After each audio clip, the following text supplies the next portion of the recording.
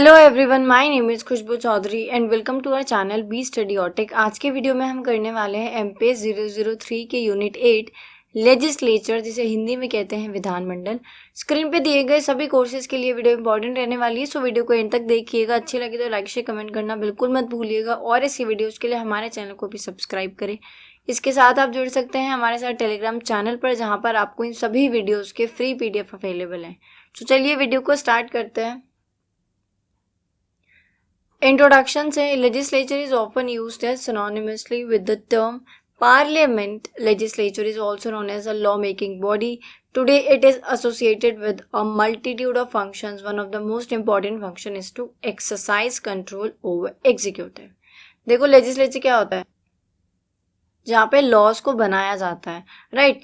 Legislature कहो या parliament, वहाँ पर क्या होता है, लॉ मेकिंग बॉडी है ये, वहाँ पे लॉ को, कानून को बनाया जाता है। बहुत सारे फंक्शंस होते हैं लेजिस्लेचर के, जिसमें से सबसे ज़्यादा इंपॉर्टेंट फंक्शन होता है जो एग्जीक्यूटिव्स हैं, ठीक है, उनको मॉनिटर करना, उनके ऊपर कंट्रोल रखना, राइट। स्ट्रक्चर की अगर बात करें लेजिस्लेचर की, the legislature in India functioning with in the parliamentary system including centre, state and local. Bharat के अंदर हमें जो लेजिस्लेचर है वो सेंटर, स्टेट और लोकल तीनों ही लेवल पे देखने को मिलता है। सेंट्रल लेजिस्लेचर की अगर बात करें, it is also refer to as parliament, जिसे हम पार्लियामेंट भी कहते हैं, जिसके अंदर आते हैं हमारे प्रेसिडेंट, जो कि हम जानते हैं राष्ट्रपति होते हैं, फर्स्ट सिटीजन होते हैं हमारे देश के। इसके अलावा 2 हाउसेज होते हैं, जिसमें से एक है लोकसभा, जिसको हम लोअर हाउस और हाउस ऑफ द पीपल के नाम से भी जानते हैं, और दूसरा है राज्यसभा, जिसे हम अपर हाउस और काउंसिल ऑफ स्टेट्स के नाम से भी जानते हैं।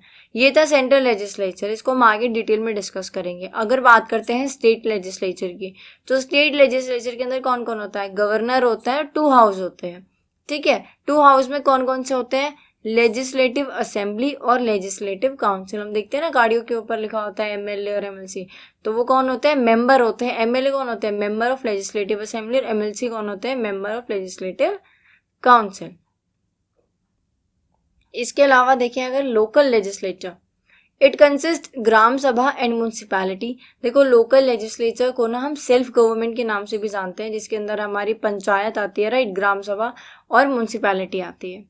क्योंकि भारत के अंदर फेडरल सिस्टम ऑफ गवर्नमेंट है, यानी कि भारत के अंदर क्या है, जो सब्जेक्ट्स हैं, जो विषय हैं, उनका बंटवारा हो रखा है, डिस्ट्रीब्यूशन ऑफ सब्जेक्ट हो रखा है, जो कि हमें 7th शेड्यूल के अंदर देखने को मिल जाता है। देखो यूनियन के पास अपने सब्जेक्ट्स हैं, 100 सब्जेक्ट, जिसके ऊपर यूनियन काम करता है। एग्जाम्पल के तौर पे ले लेते हैं डिफेंस, है ना, और army, railway, ports, communication, international relations, ये सब कौन देखता है, ये सब यूनियन लिस्ट के अंदर आते हैं, तो ये यूनियन देखता है। स्टेट लिस्ट के अंदर 61 सब्जेक्ट्स हैं, जैसे कि police, public health care, sanitation और हॉस्पिटल, पब्लिक ऑर्डर, ये सारी चीज़ें। कंकरेंट लिस्ट के अंदर वो 52 सब्जेक्ट्स हैं, जिसके अंदर ये दोनों ही काम करते हैं, ठीक है। जैसे कि एजुकेशन है, फॉरेस्ट है, मैरिज है, ट्रेड यूनियन है, एक्सेट्रा, और भी बहुत सारे फंक्शंस हैं।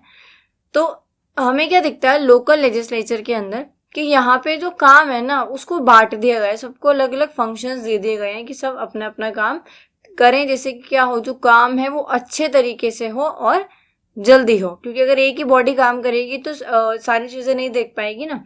अगर सिर्फ यूनियन के हाथ में हम police, defence, army, IR, education, forest, marriage, trade सब कुछ दे दें, तो उतनी स्पीड से और उतना अच्छा काम नहीं हो पाएगा, राइट। इसके अलावा लोकल लेजिस्लेचर के अंदर आता है 73rd and 74th constitutional amendment act. जैसे कि हम जानते हैं 73rd जो कॉन्स्टिट्यूशनल अमेंडमेंट एक्ट है वो रिलेट करता है आपका पंचायत से, और 74th आपका रिलेट करता है म्यूनसिपैलिटी से। ये था लोकल लेजिस्लेचर। फिर से आ जाते हैं हम सेंट्रल लेजिस्लेचर पे। हम बात कर रहे थे प्रेसिडेंट की, तो प्रेसिडेंट होते हैं हेड किसके, यूनियन एग्जीक्यूटिव के। इसके अलावा ये फर्स्ट सिटीजन यानी कि पहले नागरिक होते हैं भारत के। जो प्रेसिडेंट होते हैं ना उनको इनडायरेक्टली इलेक्ट किया जाता है, किसके द्वारा, जो इलेक्टेड मेंबर्स होते हैं both houses of parliament, Rajya Sabha और Lok Sabha, legislature, assembly of state and UTs. और जो भी प्रेसिडेंट के लिए चुनाव के लिए खड़े होते हैं, इस पद के लिए खड़े होते हैं, वो 35 ईयर्स के होने चाहिए या फिर उससे अबव होने चाहिए। जो इनका कार्यकाल होता है यानी कि टर्म ऑफ ऑफिस होता है वो 5 ईयर्स का होता है प्रेसिडेंट, क्योंकि फर्स्ट सिटीजन है, सबसे सुप्रीम अथॉरिटी है, ठीक है, सबसे सुप्रीम पावर होती है देश की, तो इसीलिए इनके पास बहुत सारी पावर्स होती हैं, जैसे कि administrative power, military power, diplomatic power, legislative power और इमरजेंसी एंड पार्डोनिंग पावर। ठीक है, इसके अलावा बात करते हैं सेंट्रल लेजिस्लेचर के अंदर, और हमने क्या पढ़ा था, लोकसभा और राज्यसभा भी आते हैं। तो देखो लोकसभा के अंदर क्या होता है कि अभी जो इलेक्शंस हुए हैं रीजनली अगर हम बात करें तो इलेक्शंस हुए हैं, राइट। तो ये लोकसभा के इलेक्शंस हुए हैं जिसमें जो कि क्या होता है, डायरेक्ट इलेक्शन होता है, यानी कि जो भी 18+ है वो वहां पे जाकर अपना वोट देते हैं और अपने रिप्रेजेंटेटिव को इलेक्ट करते हैं। राज्यसभा के अंदर जो ये इलेक्शंस होते हैं, यहाँ पे हम लोग वोट नहीं करते हैं, जो ऑलरेडी इलेक्टेड मेंबर्स होते हैं वो वोट करते हैं, वो इलेक्ट करते हैं, राइट। लोकसभा का जो कार्यकाल होता है वो 5 साल का होता है। राज्यसभा एक परमानेंट बॉडी है, लेकिन 1/3 जो इसके मेंबर्स होते हैं वो हर 2 साल में, हर 2 साल के अंदर क्या होते हैं, रिटायर होते हैं। लोकसभा की जो मैक्सिमम स्ट्रेंथ है वो है आपकी 552। राज्यसभा के अंदर 250 मेंबर्स होते हैं, उससे ज़्यादा नहीं होते हैं। लोकसभा के अंदर जो सीट्स हैं वो रिजर्व होती है SC/STs के लिए, लेकिन राज्यसभा के अंदर हमने क्या देखा कि 233 इलेक्टेड मेंबर्स होते हैं और 12 नॉमिनेटेड मेंबर्स होते हैं। अभी नॉमिनेटेड कौन होते हैं और कहाँ से आते हैं ये आप मुझे कमेंट में बताएंगे। इसके अलावा जो लोकसभा है वो राज्यसभा से ज़्यादा पावरफुल होती है। जो मनी बिल है उसको सिर्फ लोकसभा के अंदर ही इंट्रोड्यूस करा जाता है। राज्यसभा लोकसभा से कम पावरफुल होती है और जो राज्यसभा है वो मनी बिल के ऊपर कोई अधिकार नहीं रखती है, ठीक है, उसका उसमें कोई भी रोल नहीं होता है। ये था हमारा सेंट्रल लेजिस्लेचर। अब हम आते हैं स्टेट लेजिस्लेचर के ऊपर, जिसके अंदर हमने देखा कौन कौन आता है, गवर्नर, लेजिस्लेटिव काउंसिल और लेजिस्लेटिव असेंबली। अब बात करते हैं स्टेट लेजिस्लेचर के बारे में। देखो ये 2 तरीके का होता है, एक होता है यूनिकैमरल यानी कि सिंगल हाउस, जिसमें से हमें विधानसभा देखने को मिलती है, जो कि कंपलसरी होता है हर स्टेट के अंदर, जिसे इंग्लिश में कहते हैं लेजिस्लेटिव असेंबली।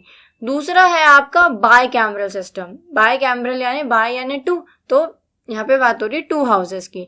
पहला तो हमारा हो गया लेजिस्लेटिव असेंबली यानी कि विधानसभा, अगला हो जाता है हमारा लेजिस्लेटिव काउंसिल यानी कि विधान परिषद। अभी के टाइम में अगर बात करें तो इंडिया में ऐसे 6 राज्य हैं जिसके अंदर हमें बाय कैमरल सिस्टम देखने को मिलता है, जैसे कि आंध्र प्रदेश, बिहार, महाराष्ट्र, कर्नाटक, तेलंगाना और उत्तर प्रदेश।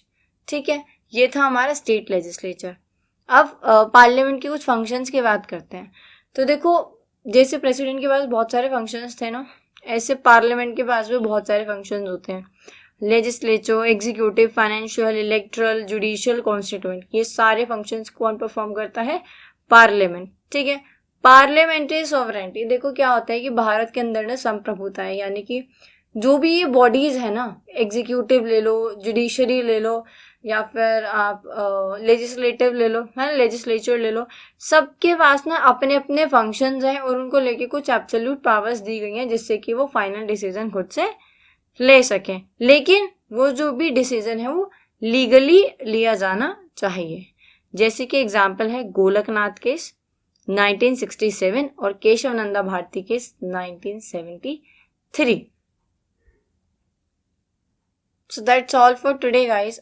अब बचा लोकल लेजिस्लेचर, जो हमने इस वीडियो में डिस्कस नहीं किया है क्योंकि उसके ऊपर एक सेपरेट बहुत ही ज़्यादा डिटेल में हम वीडियो लेकर आएंगे।